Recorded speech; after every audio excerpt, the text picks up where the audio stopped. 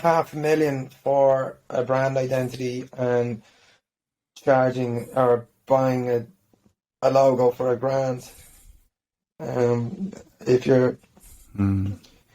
you're spending that kind of money on a company, or not on a company, or on the initiative to create a brand, they're really going to look into all the facets of what's going to take off.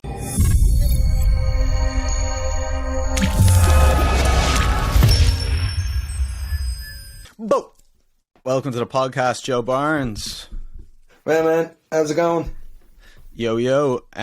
For people just tuning in, Joe is a very, very, very, very talented artist turned designer, and very lucky to have him here today to tell us about creativity, branding, and just to give people, I suppose, a sense of what it takes to be a professional creative and to maybe integrate into the industry of creativity that's going on these days, that can be hard to get into but can be actually very useful once you get started. So yeah, I guess to jump off, Joe, something that confuses me a lot is like, what is a brand? When are you a brand? If you're a solo entrepreneur, does that make you a brand? Where does it start? Yeah, well, I mean, I suppose essentially what a brand is a reputation. And I mean, that can expand across multiple dimensions or industries. What it's not anyway, it's not a logo. That can be misconceived that it's primarily a logo or the design, or essentially even the product. It's neither of them. It's not the marketing material. It's not what you say it is or the company says it is. It's what the consumers say it is. So essentially, the value within the brand is down to the individuals, and how your company, organization, or yourself put out there, how they resonate it and associate it through by trust, really, and trust builds loyalty, and loyalty over time builds a consumer base. So that's you really, as a brand, you want to hit on that trend, and you want to, not necessarily a trend, but you want to hit on that train of loyalty, because once that starts to build up and you start to build this base, then you have the ability to expand. And what I would typically say with companies is to do one thing initially really well, or one or two things really well, and put all of your emphasis in that. Mm-hmm. Your time, your money, your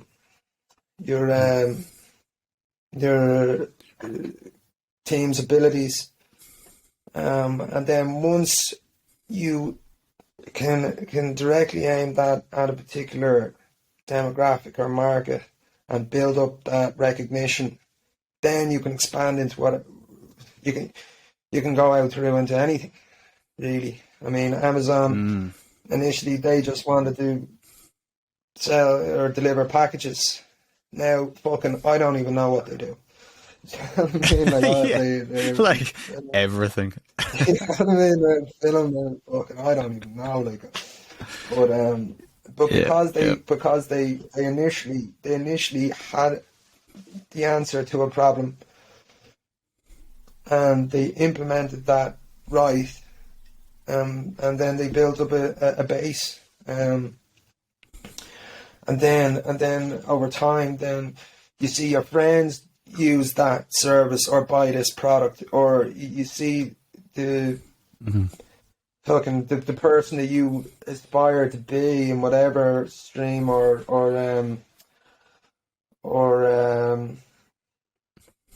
how would I even put that? Like Yeah, I mean, like, look, celebrities or like kind of big cultural people. yeah, like, like, brands are great at doing that. So, like, they get some big handsome bastard on Dior, like, about Johnny Depp, and then everyone's like, right, if I fucking wear this cologne, then I'm gonna smell like Johnny Depp, which you definitely won't, because it needs rock and roll. Which is deadly. Yeah. Yeah, it's fucking deadly, really, isn't it? And especially at the moment, He's class, man. he's hot as an oven. So yeah, Yeah. back to what, yeah. So it's through association, and I mean that can really happen regardless of the quality of the product or the design, because I mean there's plenty of similar products that have similar quality, similar enough design, but they're not resonated within the marketplace in the way they want, because they're not naming it through the right association. Do you follow me? Yeah. I get you, man. I'm thinking like Pepsi, Coca-Cola type thing, where you have like almost the same kind of thing, but different brand. Yeah. And I mean, definitely the look and feel has a big play in that, and I suppose it's the big difference between charging $500,000 for a brand identity and charging or buying a logo for $1,000. If you're spending that kind of money on a company, or not on a company, or on the initiative to create a brand, they're really going to look into all the facets of what's going to take off, or they're going to really anticipate how this feeling of the product or organization is going to sit with people. So, like, I mean, a logo does not necessarily need to explain what a company does. It just needs, it's a symbol. So it just needs to, it's just an identifier, really. Like, Nike has nothing to do with someone running, or actually, maybe it does. But you get what I mean. Like, an Apple has nothing to do with a laptop and so on. That's good branding. But like, a logo is just a symbol. But really understanding your product or your service, you have to really understand the marketplace and whether what you're doing is actually needed or why you're doing it. Like, I mean, if you're ever building a product or a service or anything, you always need to step back and ask, why am I making this? I heard Martin Scorsese saying that before, and that clicked with me. Is like, you always need to ask yourself, what am I making, and why? Because you can get lost in the sauce very easily when you're creating something. You can get, you can veer in one direction. For you as well, storytelling. Fuck, I can imagine you will get lost in the woods very easily. Stop. Yeah, it's a constant problem, man. Even with this stuff, even with like online creative stuff, like doing a podcast, and you're like, blogging as well, and then you're like, maybe I'll do this other thing, or you'll start this, and pretty soon what you do makes no sense to anybody, because you've just gone like, that was a really learning curve for me, was like, you can only really be known for one thing, like really one word even would be like in the marketplace, like nobody gives a fuck who you are, nobody cares about like, the song and dance. It's all about what you can do for them, what you're bringing to them, and it can't be everything. It has to be specific, which is hard when you're being a person, I suppose. What problems are you solving? Yeah, exactly, man. What's the value?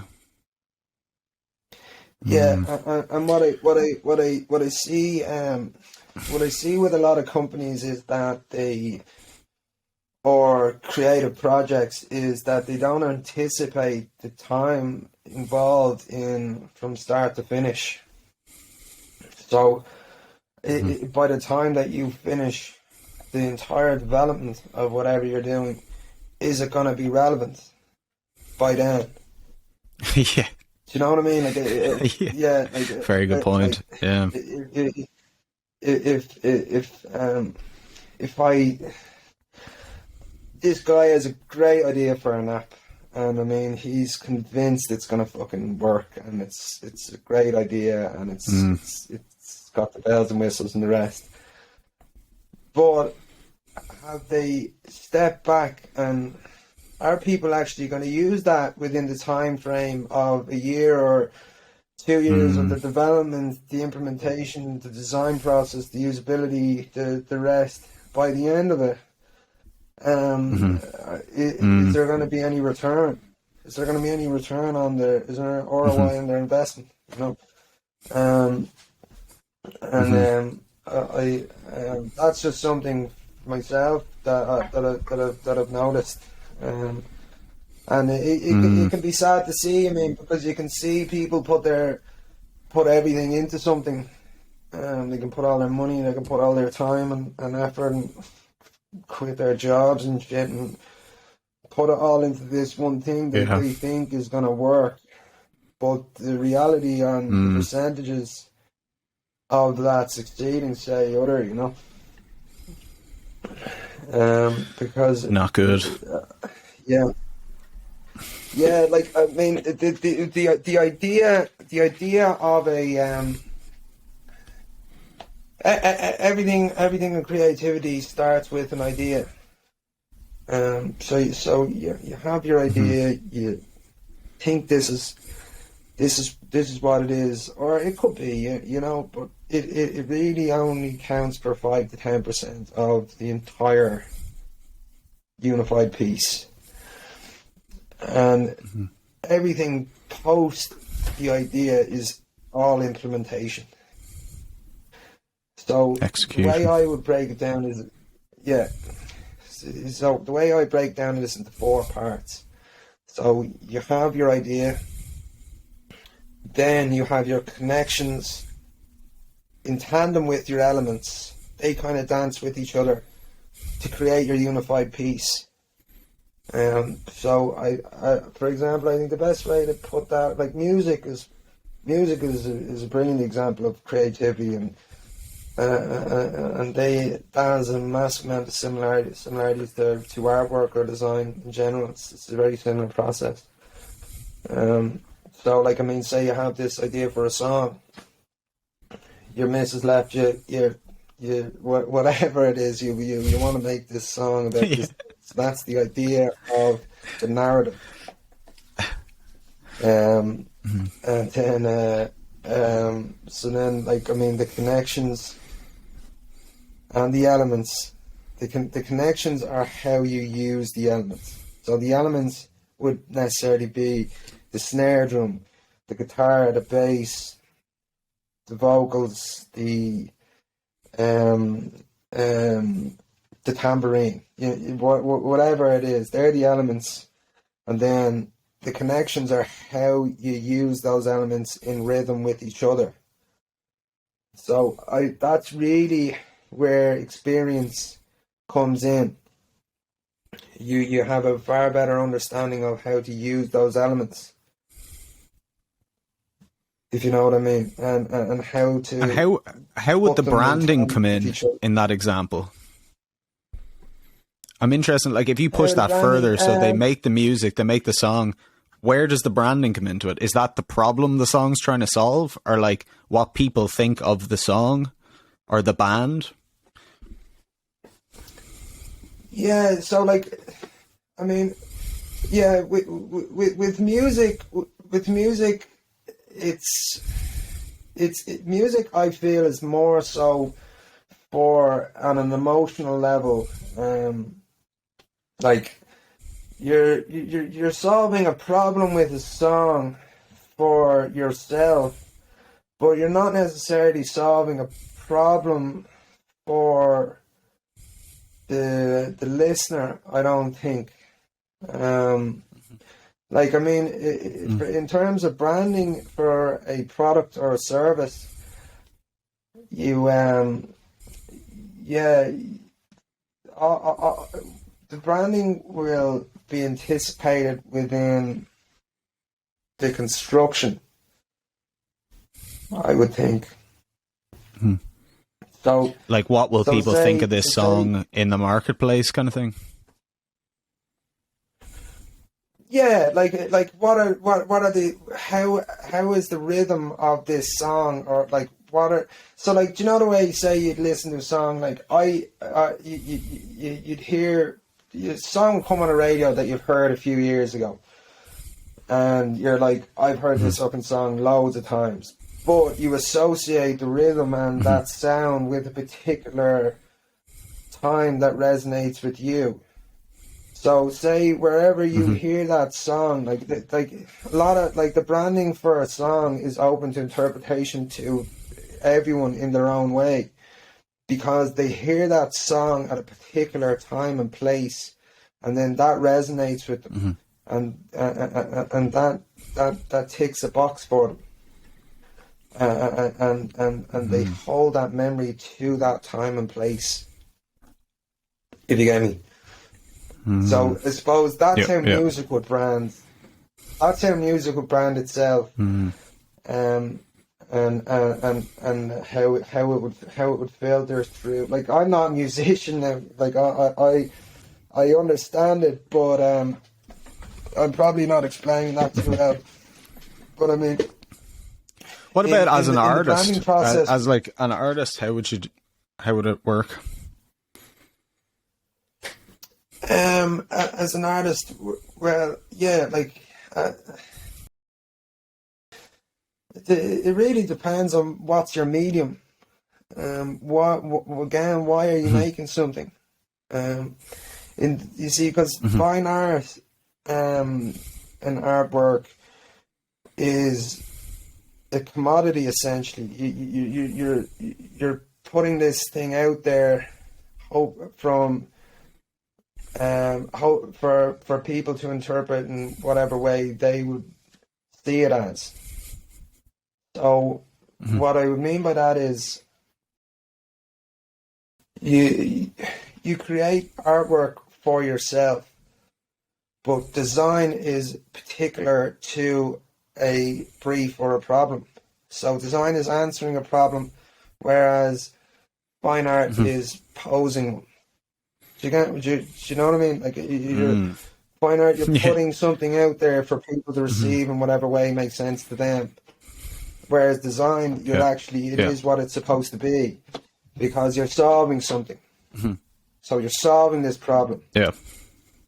So I suppose I have a brand as like a creator or a podcast person or something. Like, how would I consciously make my brand better? Because, like, in theory, there's like good brands, bad brands. Like, what are the mechanics of that? Like, how do you work on your brand? It just seems like I don't understand it. Yeah. So for your own personal brand, I always found this very difficult for myself. Another reason, I suppose, why I didn't actually want to really create my own. I always felt more comfortable within a company or an organization. But to really brand yourself means you have to dissect your own personality, and because within your work, especially as a your own personal creative output, you're going to have to dissect your own personality, and to do that, it can be overwhelming for some people. And because you have a distorted perspective necessarily, because you are, I can see you from this angle.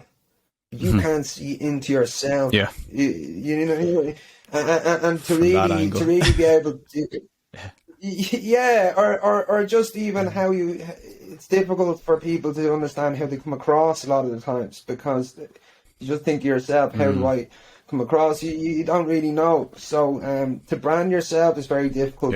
I feel.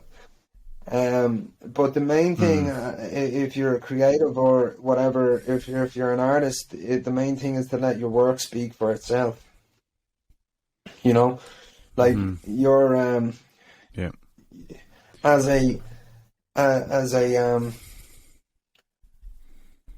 as a creative entrepreneur, you could say, you have a lot of different facets of your creativity. So you have your writing, your podcast, your screenplays, and you have the rest. So what I suppose what you really need to look at is the content of what it is that you're putting out there. And then that can help inform the actual branding or the visual aesthetic of how you want that to appear. Do you know what I mean? So concentrating more on the mission than the different types of mediums, maybe, or the message rather than the mediums.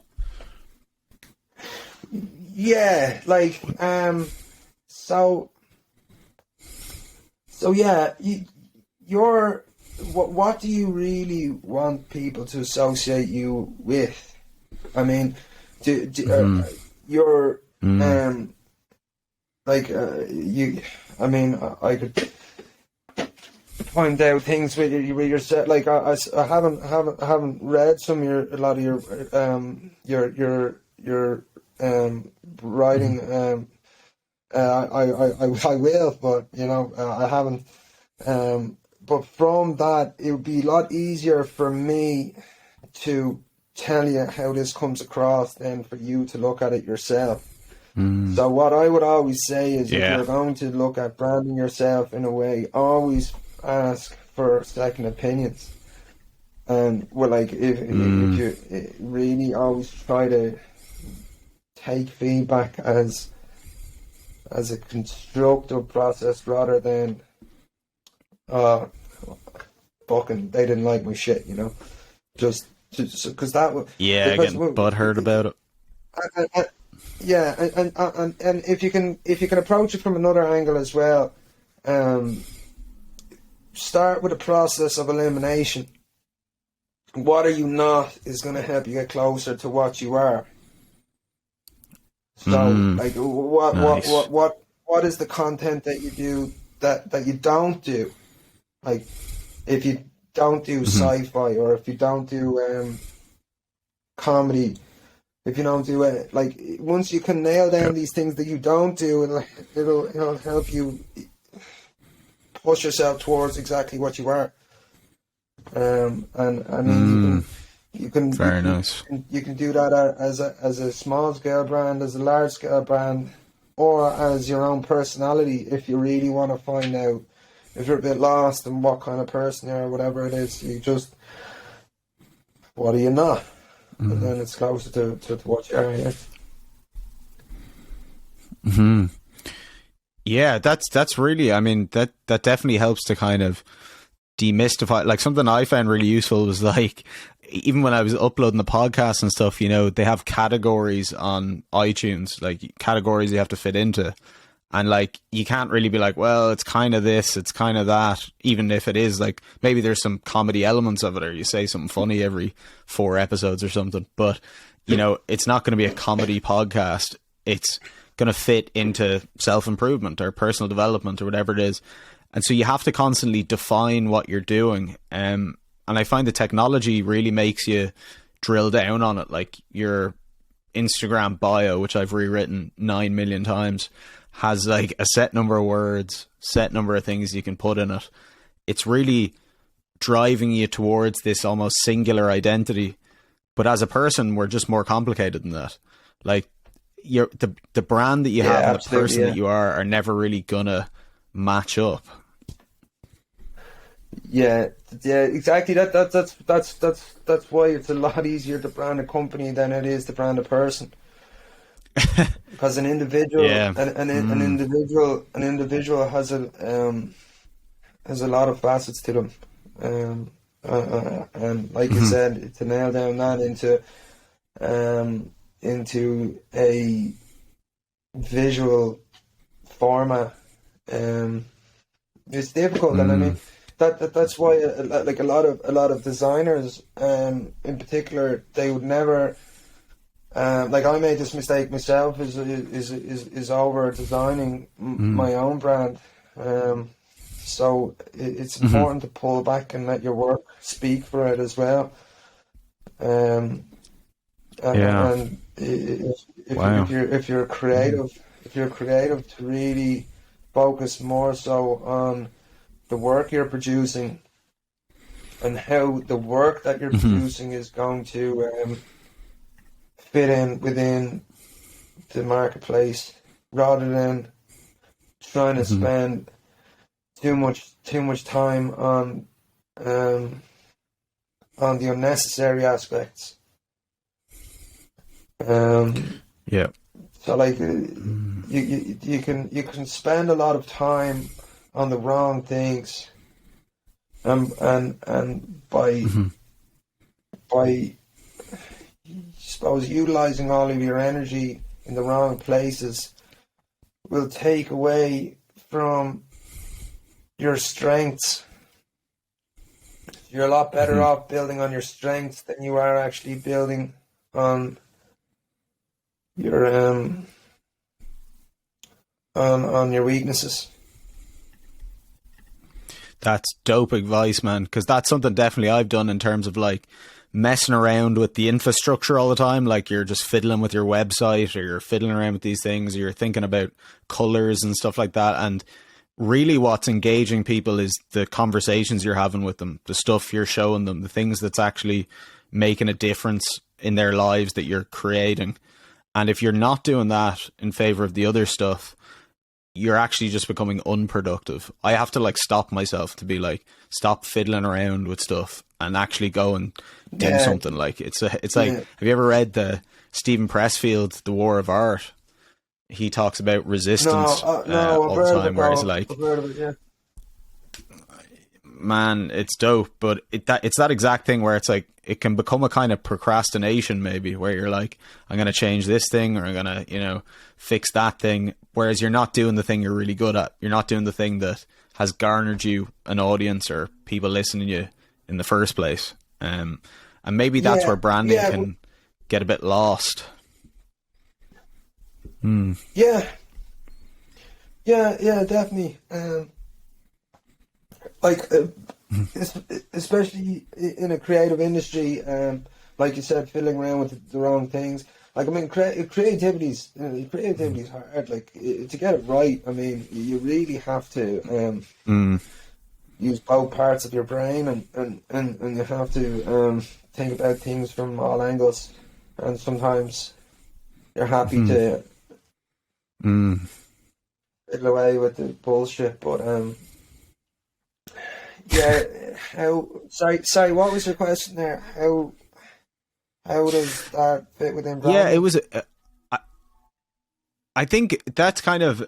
I think I understand where you're coming from there in terms of the branding and the useful bits and the unuseful bits. My interest really is also what you're saying about creativity and like the individual creative, and how branding could be something that comes from your work. Like if the work is really good, the brand will be good. People will like, so then that kind of leads to the question of like, what is creativity? What is good creativity? Like, and I know you know a lot about the fundamentals of creativity. So I wonder, just to be clear, that would only be particular as an individual creative, like as a branding a product or a service. It's a lot different, because you absolutely have to be very conscious of the look and feel and the and how that would sit in with whatever has been made already, because what they say is, if they go zig, you go zag. So you want to stand out whenever you're creating something. You want to build on you want to build on what's been done and seen, and that can be seen in a very different light, and that's what will separate you from whatever else has been created. And you want to make a big splash in something, and if you have a really good idea, to really jump on it and try to implement it in whatever way possible.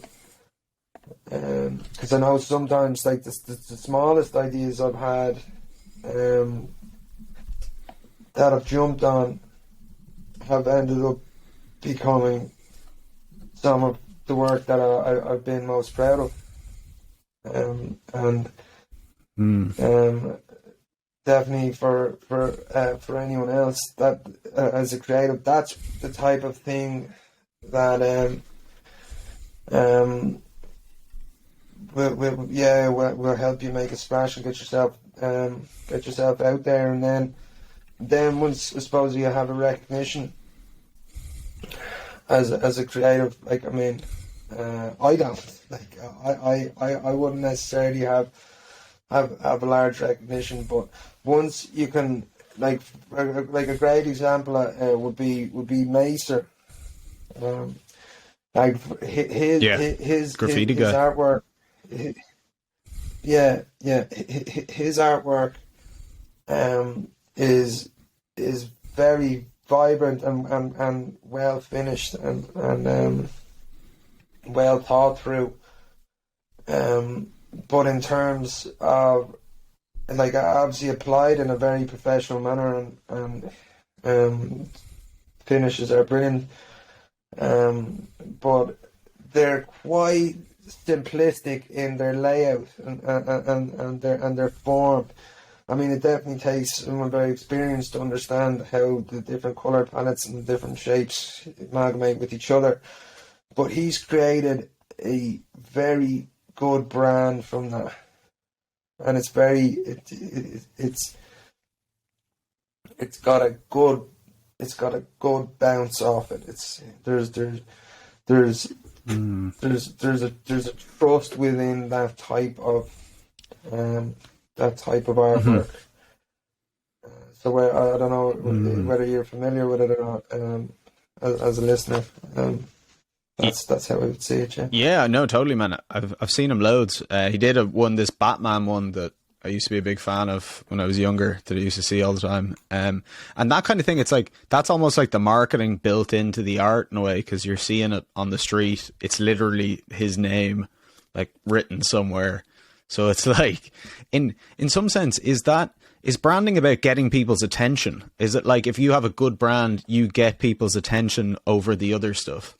Like, is that the goal of branding? Is to have the attention, which is recognition, is just, people will pay attention to you. Yeah, but you also want good attention.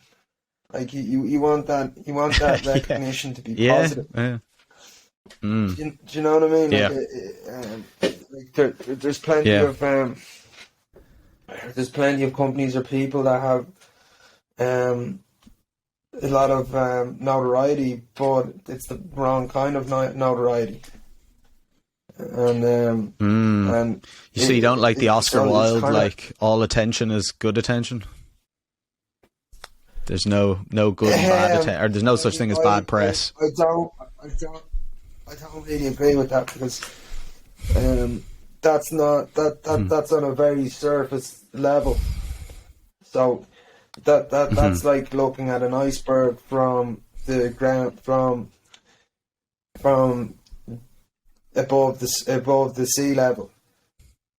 It's not looking at the thing as a whole. So once you have, so like WeWork, right? WeWork got a massive amount of attention for the wrong reasons, because the ship was sinking.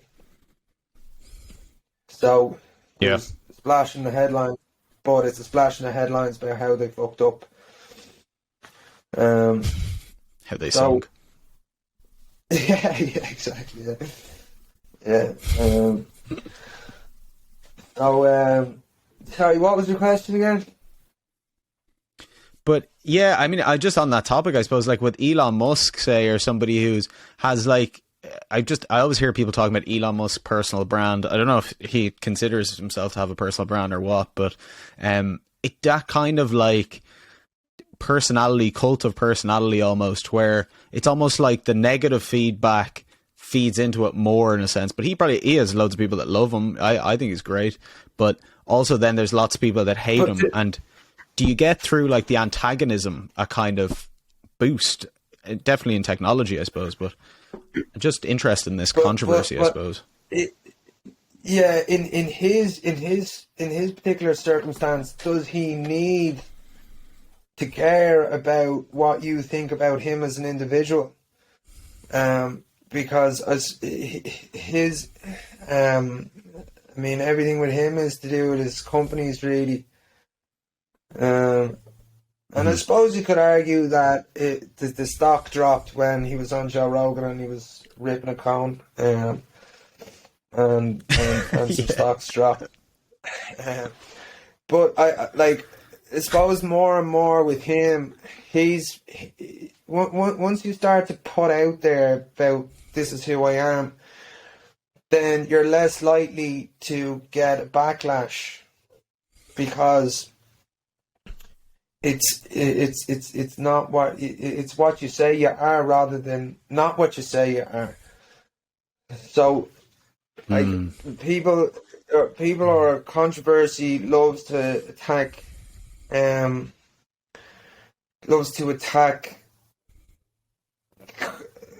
organizations or companies that put a foot out of turn when they say that, oh no, we're squeaky clean, and that's what we put out there. So everything that we put out there, that's our brand. Like you know what I mean. So like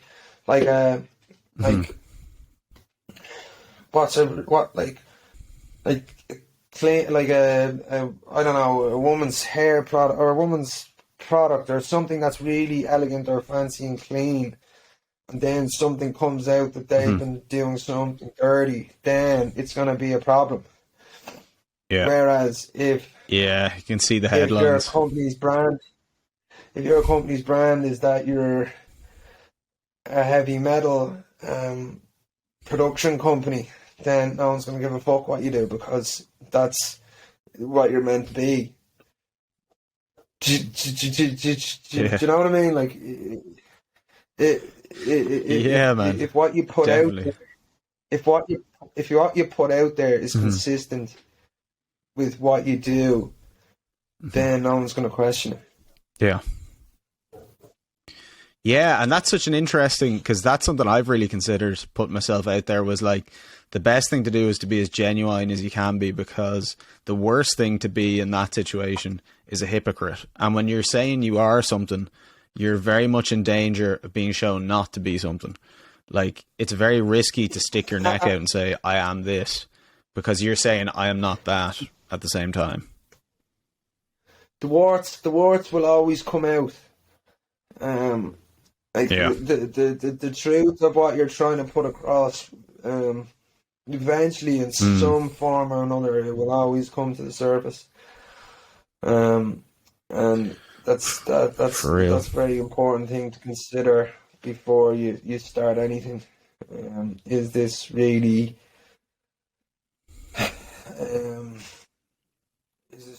who I am as in a personal sense, but as a company, is this what we want to put out, and is this how we go about things?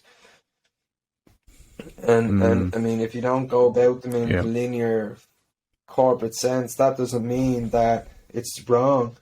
It's just not what you are. As long as you're producing and you're creating something like the Milk Boys. Do you know the American kids? Yeah, I think so. I've heard of them. Yeah, like they like that brand, Full Send, that like they nailed that on the money, because they just hit these college kids that are just fucking off the wagon, and they love drinking and everything, and the rest, and jumping off stairs and everything. So whatever they do in that whatever they do in that sense, it's gonna be fine, because that's who they are. I mean, obviously, if they're doing something illegal, then they're going to be fucked in that way. But like as a in the court of the public opinion, they're okay. Whereas if Steve Jobs started to backflip off into a table full of booze, he's in trouble. You know what I mean? Yeah. And if the Nelk Boys tried to, release their own kind of iPod or some sort of like meditation cassette tape or something, it probably wouldn't go so well. Be like, what the fuck you doing? Yeah, and that's, I think, in terms of, to bring it back to personal brands, that's a big responsibility. Like, it's something I've really felt such conflict over, in terms of being a guy that session my absolute balls off and then going and talking about personal development. Like, it's kind of, you're in fishy water there. It's the same with like doing philosophy, where it's like, you're doing philosophy, but also yourself is in the message. You're a human being with your own flaws and your own ideas, and you're putting them out in the world, and you have to stand behind them. There's a lot of issues there. Sorry.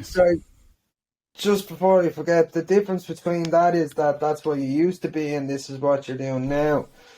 Like, that was past tense, but this is what you're doing right now. So, if you're saying today self-development and everything, but then a picture comes out of you tomorrow doing rails off someone's forehead, then but in the present tense, I deleted that one. That doesn't exist. You know what I mean?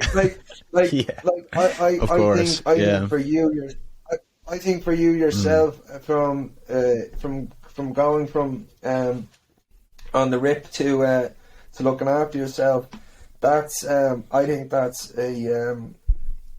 admirable more than anything, and I think that's necessarily what will resonate with people. I don't think that's a hypocritical stance. I think that's an admirable one. A hypocrite, or that kind of way of going about things is only really, I feel, relevant when it's in tandem with what you're doing. If it's not gelling with, I suppose, if there's a massive disjunct between. Definitely, man. And that's something I felt very keenly, is a sense of responsibility to actually, practice what you preach, and to again, shut the fuck up if you're saying too much, or to change your behavior and make sure that there's some integrity in what you're doing. Which is, and if you're just seems to go so much far it, beyond just like branding and just being real. Like, if you're honest about it, I can't see why anyone would ever have problems with it. I mean, it's such a weird kind of, like, somebody who we both like, Jordan Peterson, like, is a guy who's had, a controversy a week basically since he started, and I guess the prevailing thing is always trying to prove that he's wearing a mask, or that there's something under the surface, that there's this secret motivation or something going on, which I don't believe. He's a flawed person, but I also think he's a teacher and somebody trying to do their best. But then there's, like, when he becomes a brand, say like the swimsuit thing that happened recently, like when he posted that picture of the larger lady in a swimsuit, saying that it was authoritarian. Did he? And whatever you believe about that, and I mean, I don't think it came off very well, to be honest. I understand what he means. There's that whole body positivity thing that's just nonsense a lot of the time. But that was his stance on it. Not to promote that. That was his stance on it, was that this is authoritarian, and I don't think he didn't articulate it very well. He kind of just made it look like he was just slagging off this woman for being overweight, Right, okay. which is probably not a great shout, but also I agree with him. I mean, I've seen those magazine covers that are like, you know, this is what fitness looks like, and it's a giant fat person. You're like, no, it isn't. Like, that's not what fitness is, and it's important. But no, the branding that comes into that is like, you know, he doesn't think of himself as a brand. He's saying what he actually thinks about things, and people are reacting to him because, like, you know, a media company or something. Yeah, because I suppose he's not necessarily selling anything. He doesn't have anything to gain except for his own moral satisfaction. And so there is nothing to expose with him, I feel. What I do think that people try to do, especially in these talks or these interviews, is that they're trying to be the one who's going to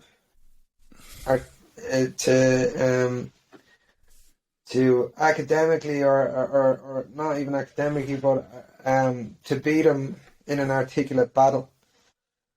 And they're trying to expose him in a way that it's going to bring them recognition to themselves as being the one who's outdone Jordan Peterson. That's what I feel from it. Yeah. Because, but every single one of them have failed because there is no alternative motive. They're coming at him because whenever you make a big enough noise, people are going to come after you. Because whether that is through, whether that's through jealousy, whether that's through wanting to push yourself in to that chair, status or status, yeah, but there is no really there is no really revealing anything because his genuine motives are to help people, and that is what he's doing. I think he's definitely one of the most important voices that there's been, because he does. He's helped me a lot, man. He's helped me understand things a lot better. Just through his words.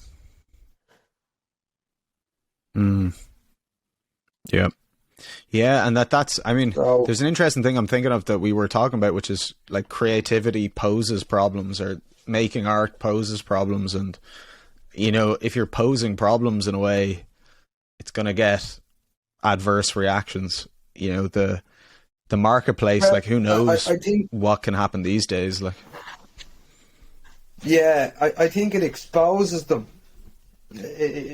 Like for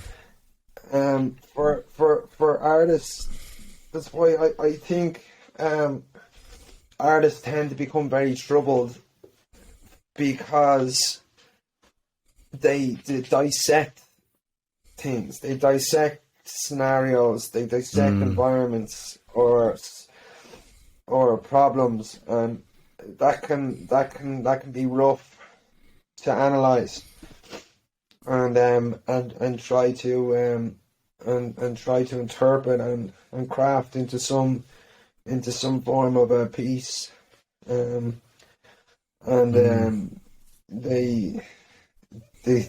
tend to be quite troubled people, but they're necessary, because they push the boundaries of what we understand to be our or they push the boundaries of our understanding of society, or whatever it is. Like you're broadening your understanding and viewpoints of scenario or environment. What's acceptable and what's not acceptable. Yeah, or also just giving different perspectives on it.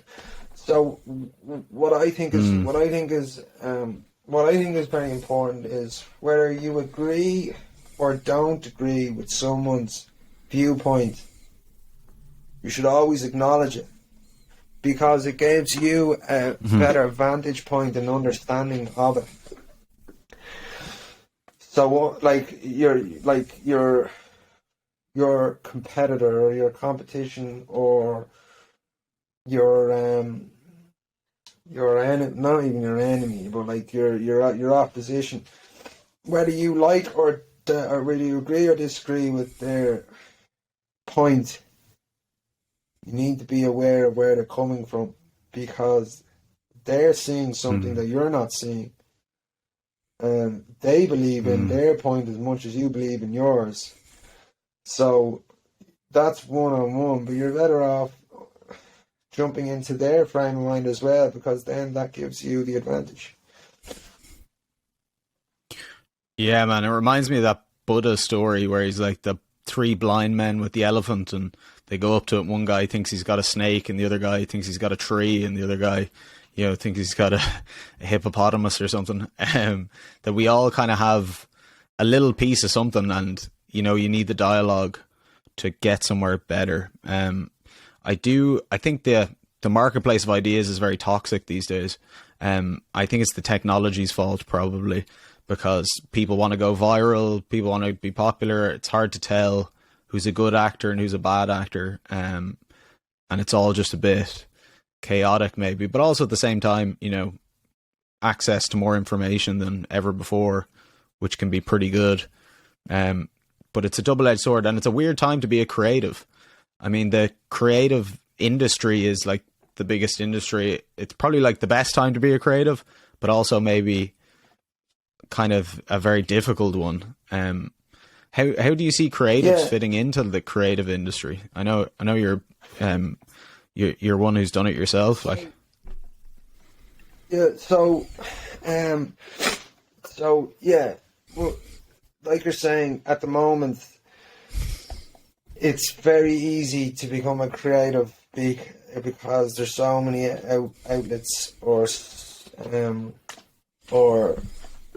platforms to expose yourself. And I suppose whenever something becomes oversaturated or an industry becomes oversaturated, what you want to do is really put yourself in a niche aspect of that. So the further something grows, then that means the broader because all of these new new technologies are coming out. There's just so many mediums in how to express some form of a creative stance. So your best bet is to really aim in a particular, do one thing really well, and really aim that at a particular area, and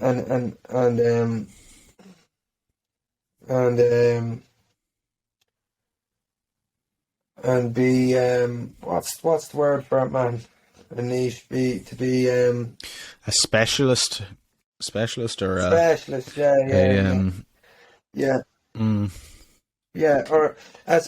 or a consultant in a very particular field. That becomes more relevant and necessary in the exposure of that brand or that industry or platform. Because you can't do everything. Yeah, it reminds me of a quote from Naval Ravikant, that crazy philosopher CEO guy. He says that the best thing to do is to be yourself, because nobody else can compete with you at that. If you can be a success as yourself, you've occupied the most niche thing there is. Basically, there's nobody else can be better at that than you are. So people oftentimes go into the marketplace trying to be like everybody else, but you just create more competition. They go zig and you go zag.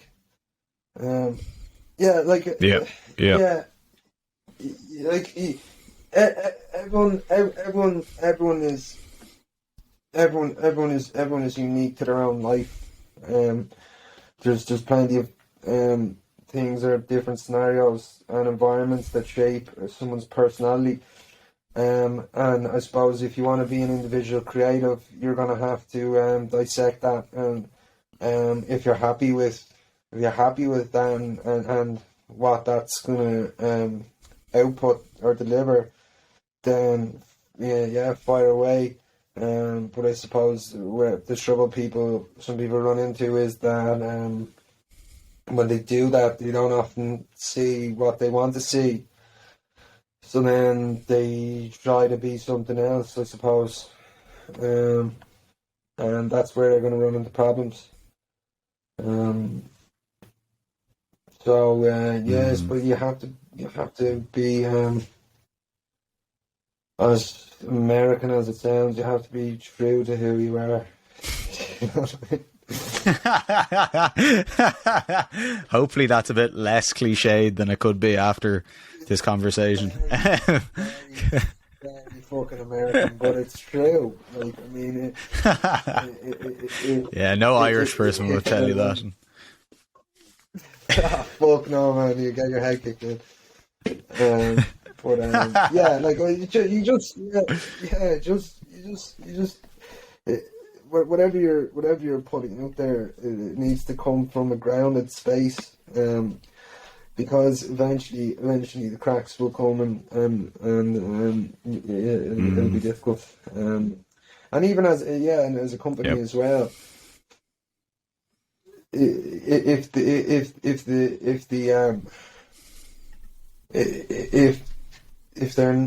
you're not once you're setting up this company, there's a lot of questions that really need to be asked and really need to be hammered home. And a lot of them, I think, can be bypassed because they just want to run with it. They just want to go with it and everything. And if all of those aspects aren't addressed, the company will die. That's just such a good point. Like, measure twice and cut once. Is so 100%. Like, brilliant advice, to be honest. But it's hard to, I suppose, to know ahead of time how those challenges are going to come about. I suppose for me, it's been very much like experience of like trying specific projects, seeing how they failed or why they failed, and then being like, oh yeah, I made this mistake then. So I can then kind of ask the question the next time and go, okay, why am I doing this? What's this about? What purpose does it serve? Who's the audience? Like, how am I going to communicate that to people? Yada, yada. But that took a very long time to even get any idea around it, and probably not very sophisticated on it. But there's also probably a role for experimentation, particularly as an individual. As a big company, maybe your balls are against the wall, but you have. What do you think those questions are that people should ask?